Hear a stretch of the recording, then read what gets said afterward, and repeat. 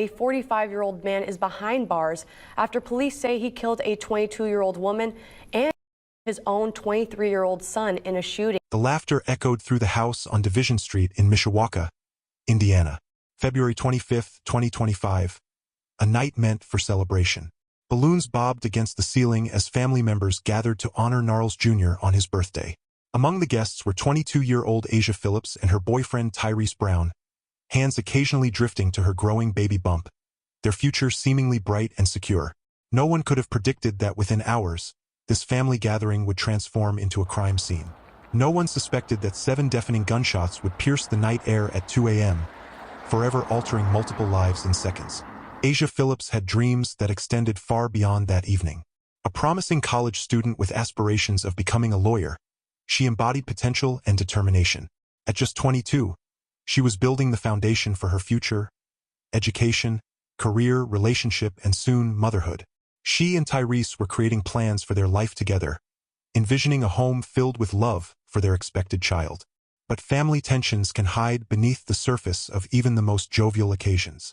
What began as a verbal disagreement between father and son would escalate with devastating speed, leaving Asia, an innocent bystander, bleeding from a gunshot wound to her chest, her unborn child perishing with her.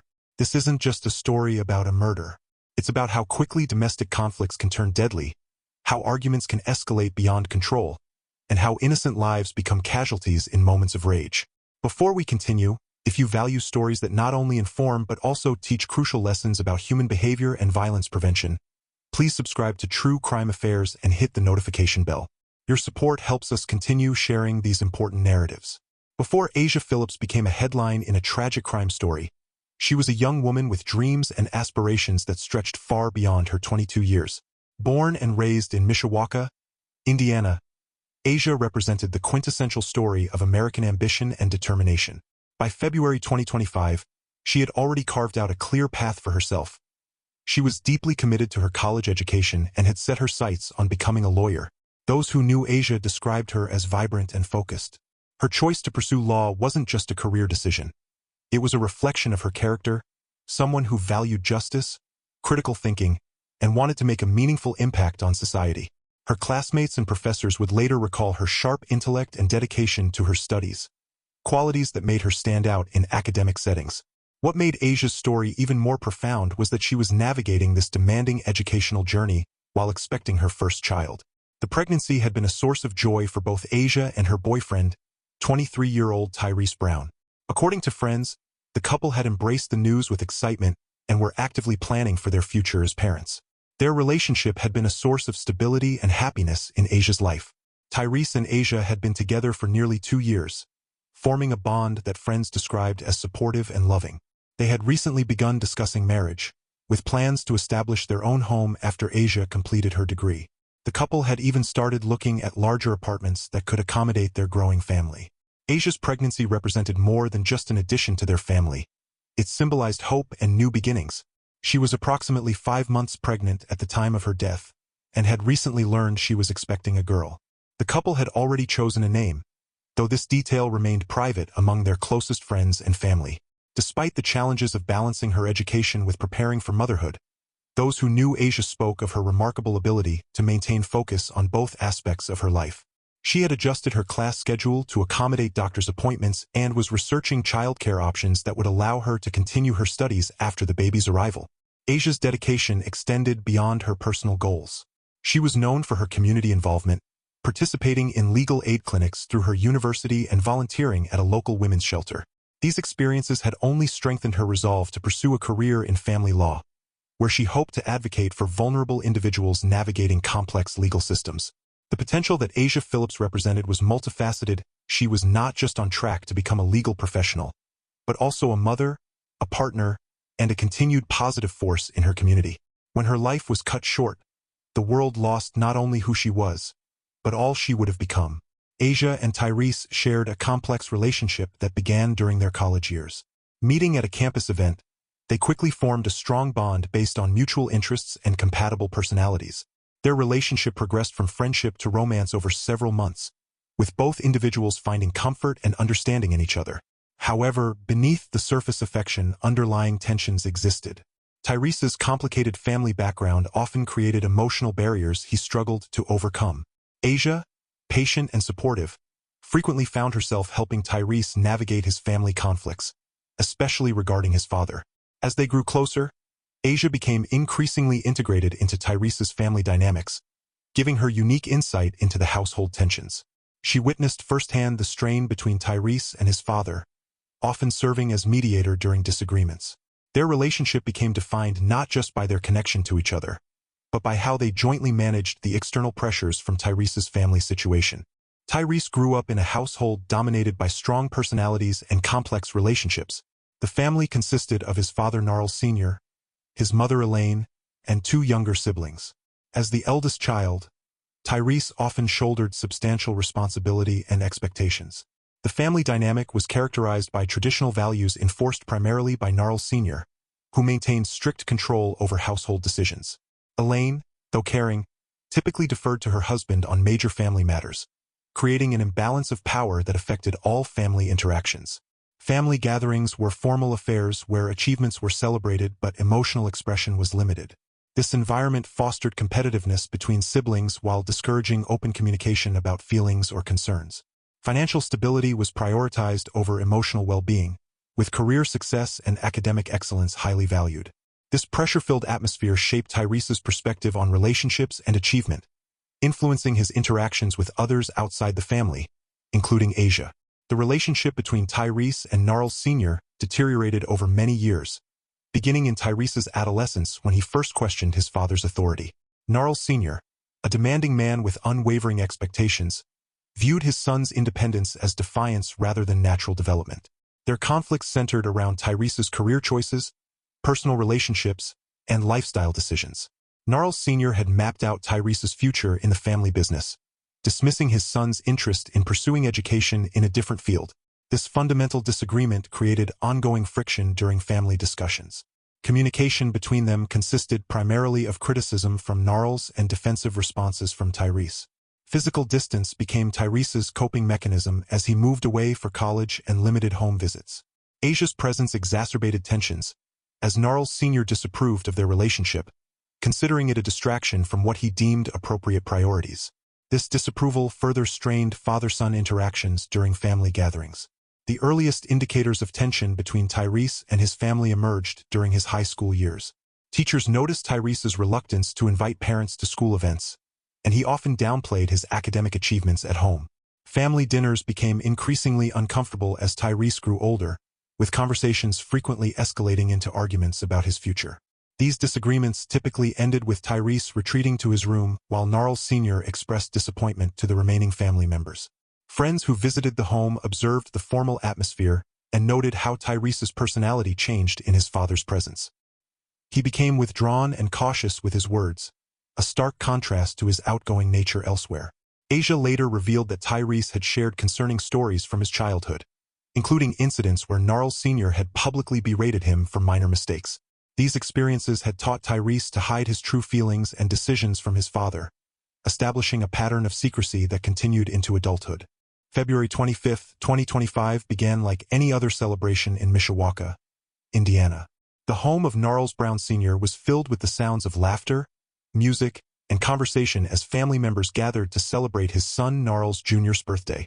The modest house on Division Street had been decorated with balloons and streamers, creating a festive atmosphere for what was meant to be a joyous occasion.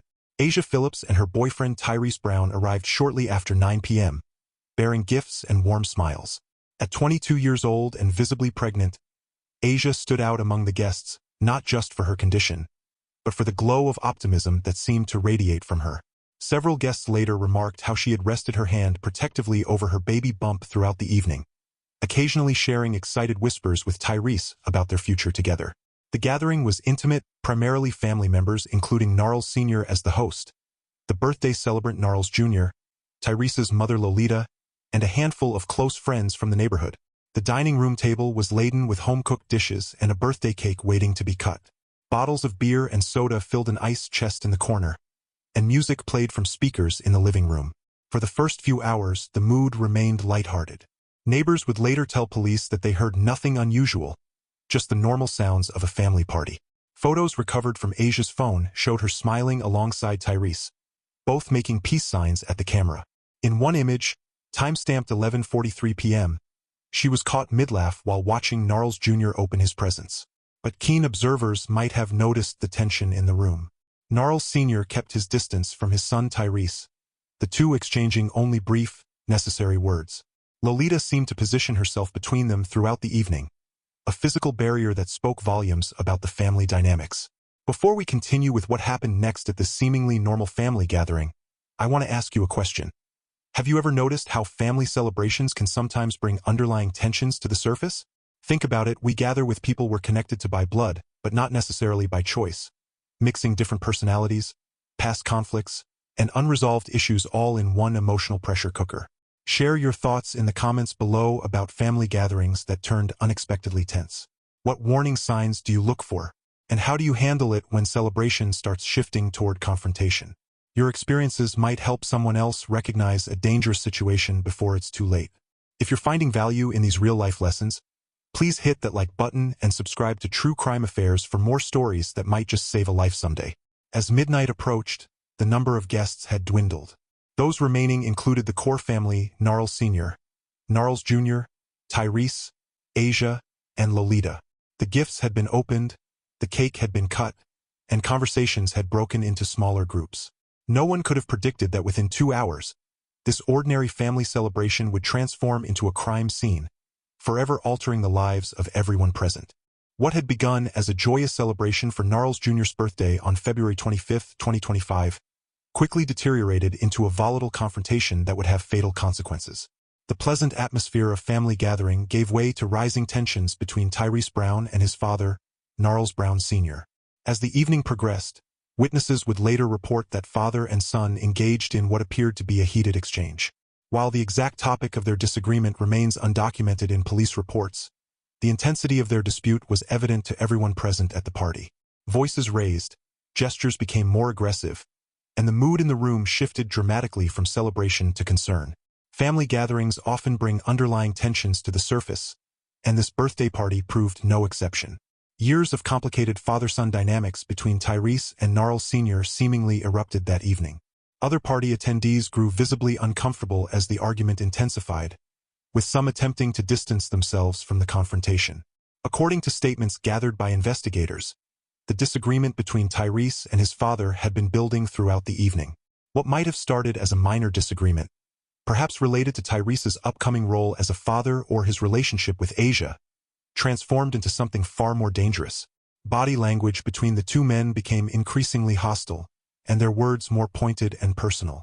As the dispute escalated beyond reasonable discussion, Lolita Brown, Tyrees' mother and Narles Sr.'s wife, recognized the dangerous direction the situation was heading. With the instincts of a mother sensing impending disaster, she made the crucial decision to intervene before physical violence could erupt. Witnesses later described how Lolita positioned herself between her husband and son, her hands raised in a placating gesture as she attempted to calm both men. Her voice, though firm, carried a note of desperation as she pleaded with them to remember they were family, to remember they were there to celebrate, not argue. "Please, think about what you're doing," one witness recalled her saying. "This is your son's birthday party. We're supposed to be celebrating as a family." For a moment, it seemed Lolita's intervention might work. The room fell silent, the tension hanging heavy in the air. But that silence was deceptive, a temporary pause rather than a resolution. The underlying hostility remained, simmering just beneath the surface. Asia Phillips, 22 years old and pregnant with Tyrees' child, stood nearby, visibly distressed by the confrontation. She had come to celebrate with her boyfriend's family, not to witness this escalating conflict. Friends later reported that Asia had mentioned previous tensions between Tyrees and his father, but nothing that suggested violence would ever be a possibility. As the argument briefly subsided, Lolita made a crucial decision. Recognizing that the tension hadn't truly dissipated, she determined that the best course of action was to separate the two men completely. With firm resolve, she approached Tyrees and Asia, whispering urgently that they should leave the house, at least temporarily, until tensions could properly cool. "I think it's best if you two step outside for a while," she reportedly told them. "Give your father some space to calm down." Tyrees initially resisted, reluctant to leave the celebration and perhaps feeling this would be conceding defeat in whatever disagreement had sparked the confrontation. According to one witness, he muttered something about always having to be the one to back down. Asia, however, placed a gentle hand on his arm, her concern evident as she quietly encouraged him to follow his mother's advice. The presence of Asia, pregnant and caught in this family dispute, added a layer of complexity to the situation. She represented both the future of the family and, perhaps, a source of the tension itself. Family dynamics often shift when new members enter the picture, and Asia's pregnancy meant significant changes were on the horizon for the Brown family. Lolita's maternal instincts proved sound as she guided Tyrees and Asia toward the front door. The young couple finally agreed to step outside, with Asia visibly relieved to be leaving the hostile environment. As they exited, witnesses reported that Narles Sr. remained in the living room, his expression dark and his posture rigid with anger. What exactly transpired in those moments, what words were exchanged, what looks were given, remains unclear from the available accounts. But whatever occurred in that brief window of time proved insufficient to defuse the situation completely. The argument had reached a point of no return, where temporary separation was merely delaying the inevitable confrontation rather than preventing it. Once outside, Tyrees and Asia waited in their vehicle, presumably discussing the events that had just unfolded. According to later police reports, they remained in the car, parked about a block north of Mishawaka Avenue. Perhaps they were deciding whether to return to the party once tempers had cooled, or whether to abandon the celebration entirely and head home. Back inside the house, Lolita believed she had successfully defused the situation. With Tyrees and Asia safely outside, she momentarily left the common area to use the bathroom, thinking the immediate crisis had passed. This brief absence, a span of perhaps only a few minutes, would prove catastrophic. "I thought I'd given everyone enough time to cool down," Lolita later told investigators, her voice breaking as she recounted the events. "I never imagined he would." Her statement trailed off, the horror of what followed too painful to articulate. What Lolita couldn't have known was that Narles Sr.'s anger had not subsided. Instead, it had intensified, festering in those quiet moments after Tyrees and Asia's departure. While the exact trigger for what followed remains unclear, investigators believe that Narles Sr. made a deliberate decision in those moments. A decision that would forever alter multiple lives and end two others before they had truly begun. With Lolita temporarily out of sight, Narles Sr. reportedly retrieved a firearm from elsewhere in the house. His movements were purposeful, his intentions now clear. The argument that had begun with words was about to escalate to the most violent conclusion possible. Looking back, there were signs. One party attendee later admitted to reporters. The way he looked at them as they left. It wasn't over. You could see it in his eyes. The moment Lolita Brown stepped into the bathroom marked the final threshold between a family argument and an irreversible tragedy. The clock approached 2 a.m. on February 26, 2025, as silence briefly filled the home on Division Street in Mishawaka. This silence, lasting only minutes, would be violently shattered. Outside, Tyrees Brown and Asia Phillips sat in their vehicle, likely discussing the heated confrontation that had forced them to leave the birthday celebration. Asia, 22 years old and carrying their unborn child, may have been offering words of comfort or suggesting they simply head home for the night. Neither could have anticipated what would happen next. Inside the house, Narles Brown Sr. had made his decision. With Lolita temporarily absent, he moved with apparent determination. According to the investigation, he retrieved a handgun from another room in the house, a weapon that would forever alter the course of multiple lives. The precise sequence of events in those critical moments remains partially obscured, a gap in the timeline that investigators have attempted to reconstruct through witness testimony. What is clear is that Narles Sr. exited the house, weapon in hand, and approached the vehicle where his son and Asia waited. No words were exchanged, according to the limited testimony available. No final warning or confrontation. The first indicator of danger came in the form of gunfire cutting through the quiet neighborhood night. The first shot shattered the night air at approximately 2 a.m. According to forensic reports, Narles Brown Sr. fired toward the vehicle where his son and Asia sat, the muzzle flash briefly illuminating his face. The initial bullet struck the driver's side window, sending glass fragments into the air as Tyrees instinctively moved to shield Asia. 3 more shots followed in rapid succession, a tight grouping that investigators later determined came from a semi-automatic handgun. 2 bullets entered the vehicle through the shattered window, while another struck the car's frame. Inside the vehicle, Tyrees was hit multiple times but remained conscious, his body positioned in a desperate attempt to protect Asia. A brief pause followed these initial shots. Police reports suggest this 5-second interval may have been when Narles Sr. moved closer to the vehicle, approaching the passenger side where Asia sat frozen in terror. The pregnant woman had nowhere to run, trapped between the car door and the center console. 6 more shots rang out, each one echoing through the residential street. The final volley was fired at point-blank range through the passenger window. 4 bullets struck Asia directly in the chest, while 2 more hit Tyrees as he tried to pull her down below the dashboard. From the bathroom inside the house, Lolita heard the gunfire and rushed outside, her screams mixing with the sound of the final shots. She emerged to find her husband standing beside the vehicle, the weapon still in his hand, smoke rising from the barrel in the cold February air. The entire shooting sequence lasted less than 20 seconds. 10 shots fired in 2 distinct bursts, but the consequences would stretch across lifetimes. Asia Phillips was pronounced dead at the scene, her unborn child unable to be saved. Tyrees Brown, despite sustaining multiple gunshot wounds, clung to life and would later provide crucial testimony against his father. Narles Brown Sr. did not flee immediately. According to Lolita's statement, he stood motionless for several moments, looking at what he had done before finally turning and walking to his own vehicle. He drove away from the scene at high speed, but was apprehended by police less than 30 minutes later at a relative's home 3 miles away. Joshua Chipps had just settled into bed when the sound of gunfire jolted him awake. Living across from the Browns' residence for nearly 5 years, he instantly recognized the distinct crack of gunshots, not fireworks or a car backfiring. "I heard 4 shots, then nothing for a few seconds, then 6 more," Chipps later testified to investigators. "The first shots got me out of bed, and I was looking out my window when the second round went off." From his second-floor bedroom window, Chipps had a clear view of the street below. He observed a man standing next to a parked sedan, arm extended toward the vehicle.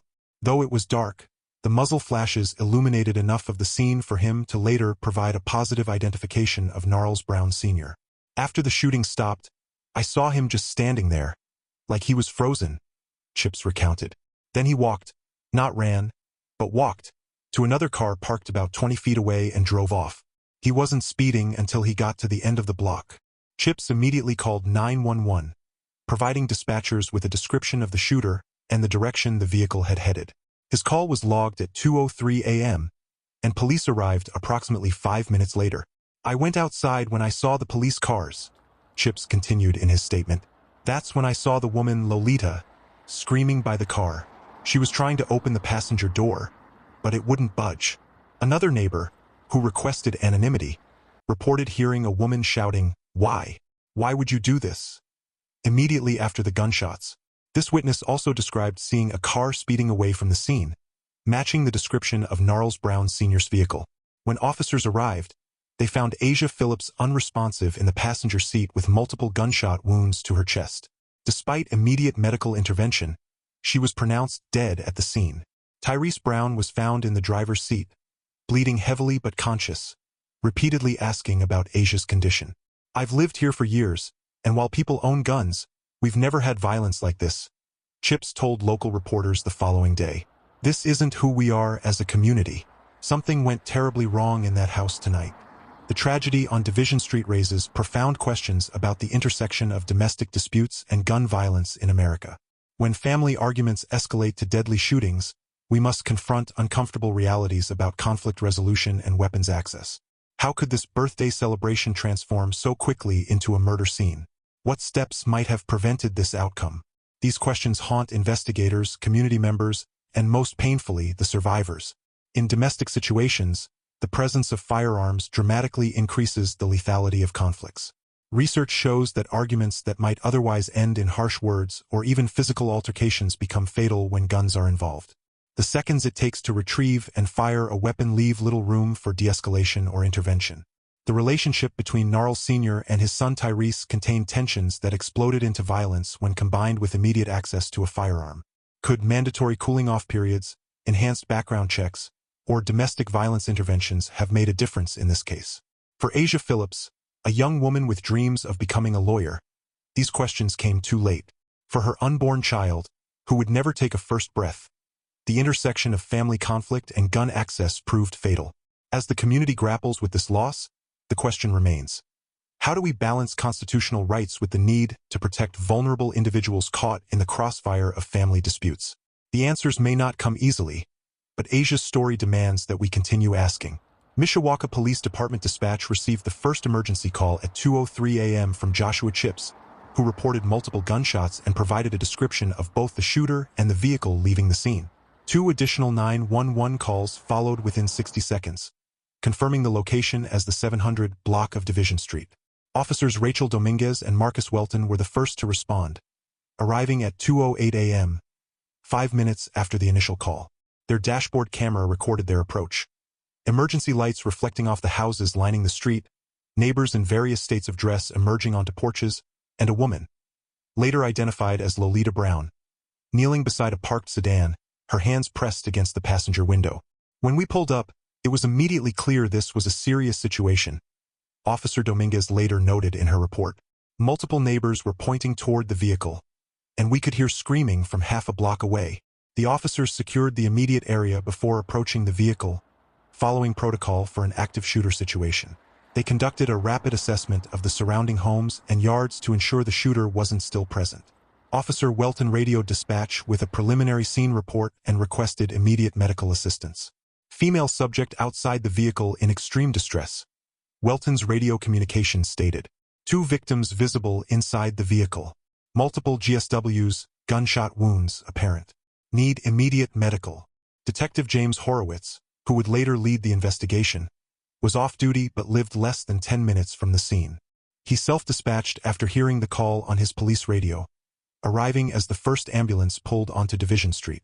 By 2:15 a.m., 12 minutes after the initial 911 call, the area was secured with a perimeter established, and the search for Narles Brown Sr. had been initiated across the county. The response time, 5 minutes from call to officer arrival, was later noted as exceptionally fast for the jurisdiction, potentially critical in the subsequent life-saving efforts for Tyrees Brown.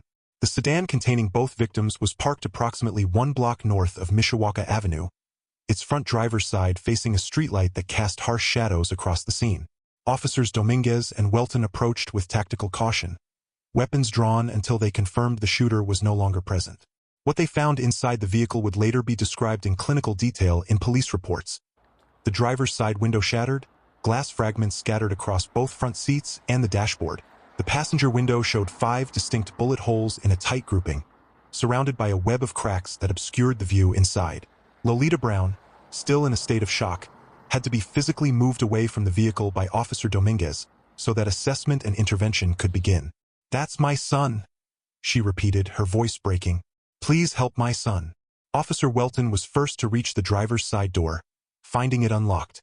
When he pulled it open, the interior dome light illuminated the grim tableau inside. Tyrees Brown was slumped against the steering wheel, blood soaking his left shoulder and side. Most concerning to the responding officers was the blood pooling beneath the seat, indicating potential arterial damage. On the passenger side, Asia Phillips remained upright, her seatbelt still fastened. 5 bullet wounds were visible on her chest, with no signs of respiration or consciousness. The pregnant woman's hands were positioned protectively over her abdomen, a detail that would later be noted by the medical examiner as a final maternal instinct. "We need immediate extraction for the male victim," Officer Welton radioed to the approaching paramedics. "Female victim appears to have sustained multiple center mass wounds. No visible signs of life."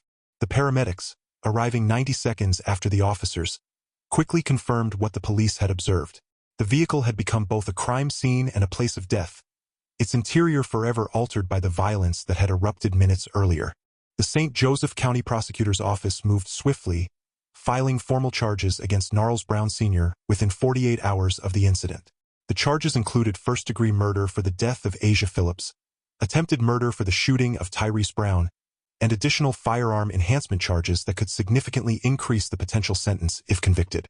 The evidence suggests this was not a momentary lapse in judgment but a deliberate act of violence, Prosecutor Stevenson explained during the press conference announcing the charges. Mr. Brown pursued the victims outside the residence after the initial confrontation had been defused. Legal experts noted the severity of the charges, with first-degree murder in Indiana carrying a potential sentence of 45 to 65 years in prison. The additional firearm enhancements could add 5 to 20 years to any sentence imposed. The preliminary hearing was scheduled for March 15, 2025, with Judge Carolyn Forrester presiding.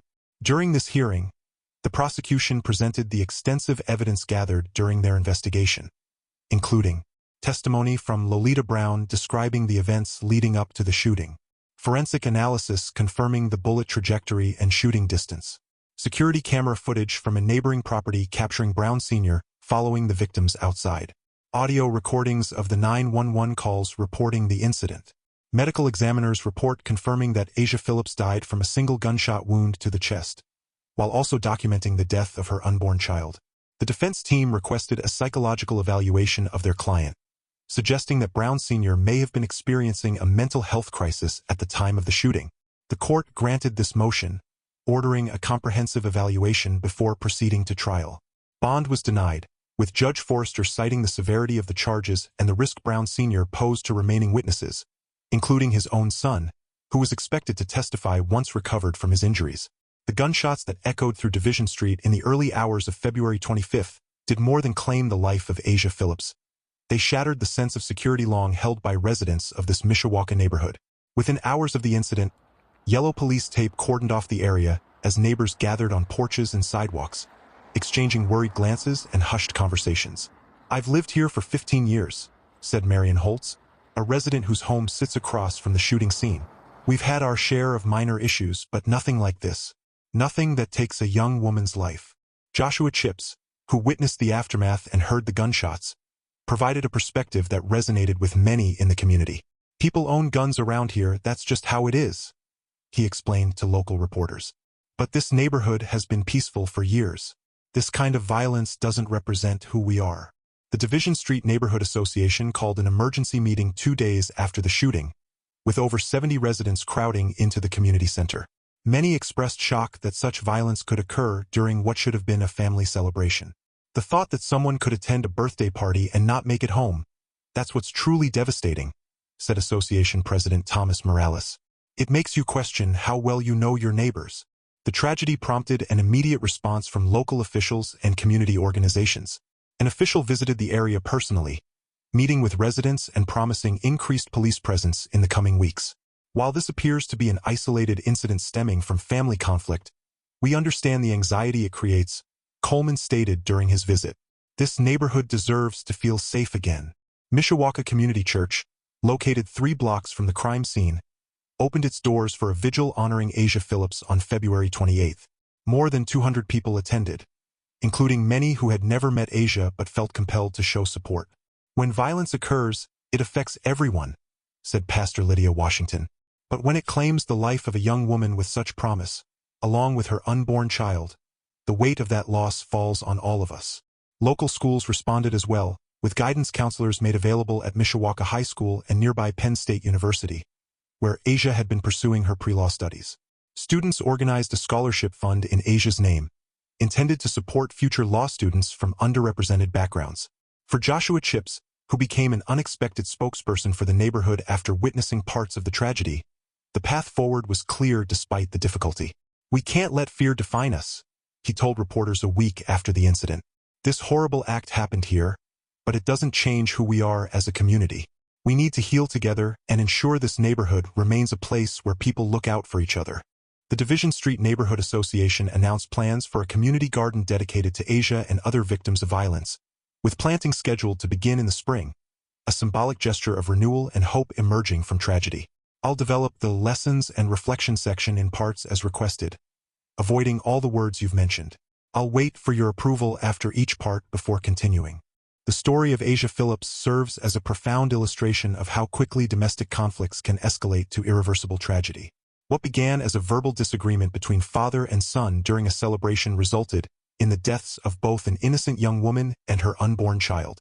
This case exemplifies the volatile nature of domestic violence, not always following predictable patterns of abuse, but sometimes erupting suddenly and with fatal consequences. "Domestic violence doesn't always look the way we expect it to," explains Dr. Renee Washington, director of the Family Crisis Center in South Bend. "We often think of it as occurring between intimate partners, but the dynamics of family violence can be just as dangerous, especially when multiple parties become involved." Experts point out that Asia's death highlights a particularly concerning aspect of domestic violence: the vulnerability of bystanders. Though not directly involved in the conflict between Narles Sr. and Tyrees, Asia became the primary victim of violence that stemmed from family tension. When we discuss domestic violence prevention, we must include these adjacent victims, notes Washington. People who may not be the target of anger but find themselves in proximity to volatile situations. The tragedy also underscores the particular dangers faced by pregnant women. Studies consistently show that homicide is a leading cause of death among pregnant women in the United States, with many of these deaths occurring in domestic settings. Asia's status as an expectant mother added another devastating dimension to a loss that impacted multiple lives. The fatal outcome of the Brown family conflict highlights the critical importance of effective conflict resolution strategies within families. Mental health professionals emphasize that alternative approaches might have prevented this tragedy. Family disagreements are inevitable, but how we handle them determines whether they strengthen or destroy relationships, says Dr. Marcus Hendricks, a family therapist who works with high-conflict families. Clear communication channels, establishing boundaries, and knowing when to step away are essential skills that can prevent escalation. Community resources available in Mishawaka and surrounding areas offer support for families experiencing tension. These include mediation services, anger management programs, and family therapy, all accessible options that remain underutilized. Many families don't seek help until a crisis occurs, notes Hendricks. Creating awareness about these resources is crucial for prevention. The role of firearms in this tragedy cannot be overlooked. The case of Asia Phillips adds to the ongoing national conversation about gun access and domestic violence. Research consistently shows that the presence of firearms significantly increases the lethality of domestic incidents. When emotions run high, having a gun readily available can transform a heated argument into a homicide in seconds, explains Officer Teresa Gomez, who leads firearm safety workshops for the Mishawaka Police Department. This case demonstrates how quickly that can happen.